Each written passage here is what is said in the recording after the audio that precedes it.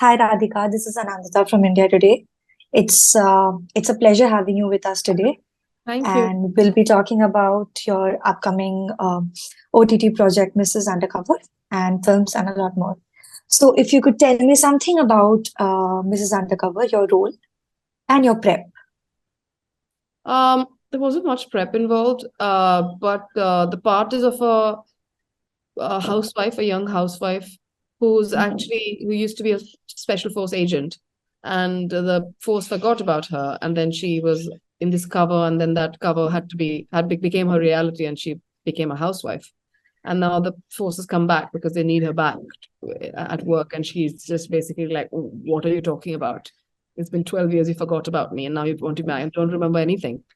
I don't remember how, what. And I have a family, I have a son, and I have, pet in-laws, and what am I going to do?" It's a very funny situation. And I think the fact that it's a comedy spy thriller was, I think, a big, big thing for me to say yes to it.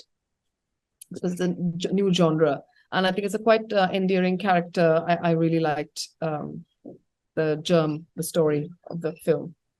Okay, so Radhika, you play a Bengali mom in this comedy spy thriller, and being a Bengali myself, I can vouch it's no easy task. Okay, so was it easy? Was it difficult? Because going by the trailer, your body language is exactly how Bengali moms behave.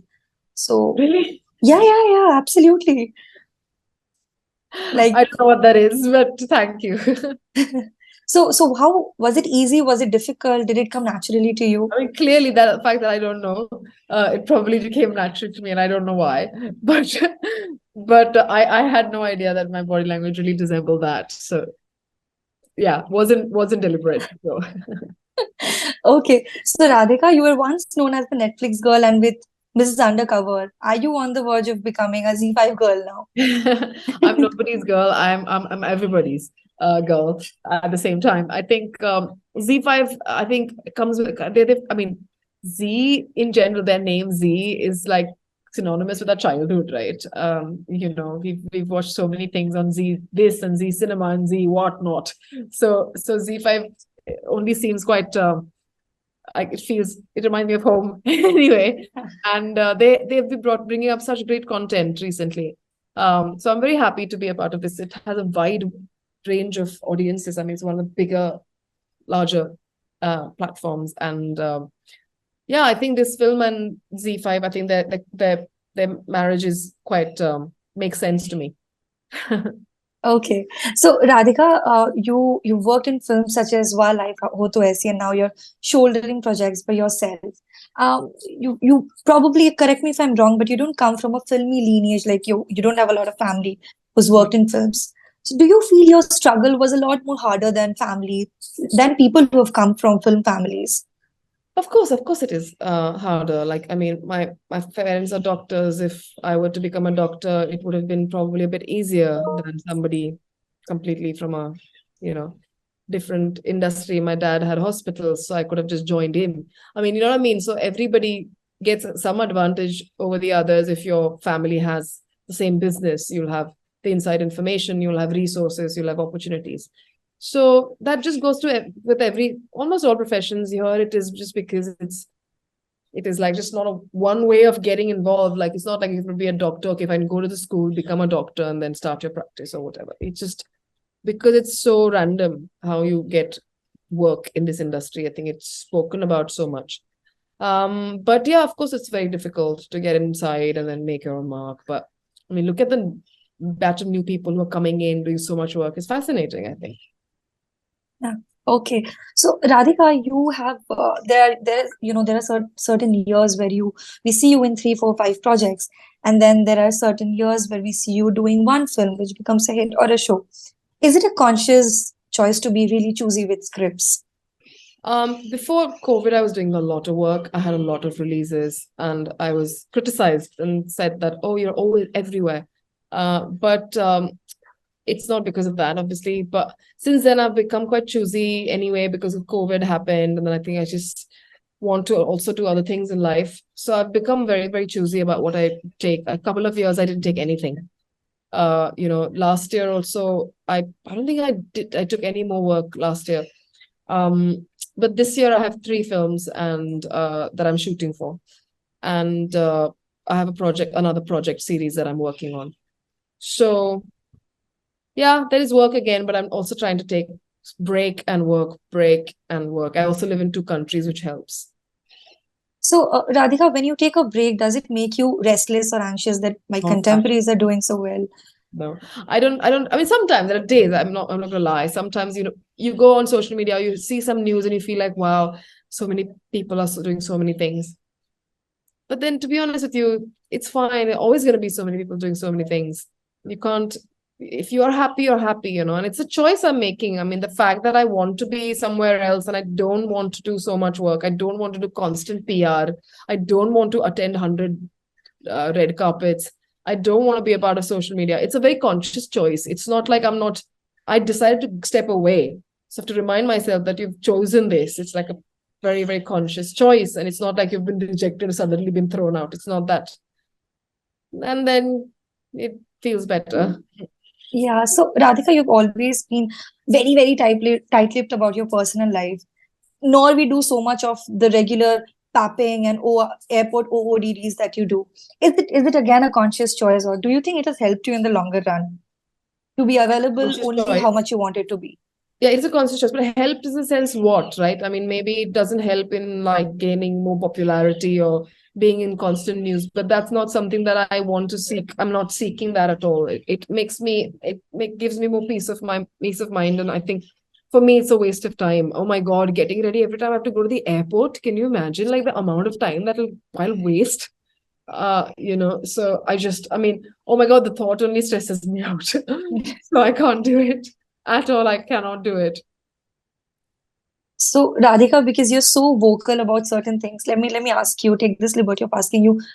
This film industry has often set unrealistic beauty standards, and you've always spoken about it. Recently spoke about how people commented on nose and breasts and stuff, and it's really unfair. What, according to you, do you think needs to change?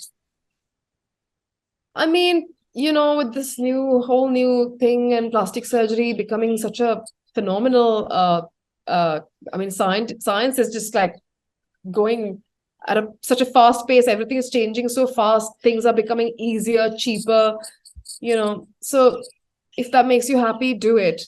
But I just feel like I think it's a trap. I think once you do something, you're gonna keep doing things, because once you feel insecure and you succumb to it and you change something, that insecurity is never gonna. Insecurity is a perpetual thing. It always it's gonna be there. People don't want to age now. Aging is like the one thing you can't change. So how long will you fight aging? Forever. So it's a perpetual thing once you start getting involved. And I just think that if you want to change the way we look at a human body or beauty, you want to change the definition of what we call beauty, then you need to be a part of the change you want to see. So I think I do it for my own mental health. I do it for my own happiness. I don't want to live my life hating growing older every day of my life, or hating how my nose looks or whatever. So I don't want to do that. If people want to do that, it's their prerogative. But what I feel bad about is that a lot of women, men, just young people who are not a part of the film industry, but who watch actresses or actors doing this and think that, oh my God, she's so beautiful, look at that, and I want that. And I just find that it's a sad influence. But But Radhika, have you, because such comments don't go down well with people. I mean, it's really sad and unfair. Uh, have you ever let it get to you when you initially used to hear certain comments when you initially sorry? started off? When you initially started off, did you ever let these comments get to you? Did it affect you? Really, I think that way I was quite strong. I used to just find it a bit absurd. So I laugh at things a lot. I find things really absurd when people say that. I'm like, I don't know what that meant. So I don't really take it personally. I think if it's be all and end all, if you think that if I don't become an actress, my life has no meaning, then that is a different place you're at. I think for me, life is much more than just one thing. So it really depends on what you think and how you think. But no, it didn't get to me much. Okay.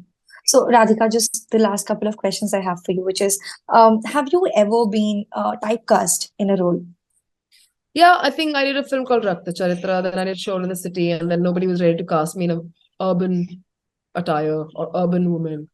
That was a typecast. Then I did Badlapur, then I got started getting a lot of sex comedies. And then I started getting a lot of thrillers only. And they were like, you're only doing thrillers. I think after Sacred Games and Ghoul and all that came out. I mean, there's typecasting, but I think I've done enough to sort of hopefully to not be constantly typecast. But I think now things are changing also. Now people are doing quite diverse roles, and so things are changing for the best, for the Absolutely. better. Yes. So, Radhika, what do we see you in next after Mrs. Undercover? As I said, there are 3 films I'm shooting this year. There's a British film, there's an American film, there's a Hindi film. Okay. So, and then I'm doing a series that I'm prepping for. So it's I can't quite announce them yet, till they announce them. But I just finished shooting the British film. It's called Sister Midnight, and so yeah, I have lots to look forward to. Okay. Thank you so much for your time, Radhika. It was Thank wonderful, you. wonderful speaking to you. Wish you lots of success, and I hope I get to speak to you for the next gazillion films that you do. Thank you so much. That's very kind of you. Thank you. Thank you, Radhika. Bye.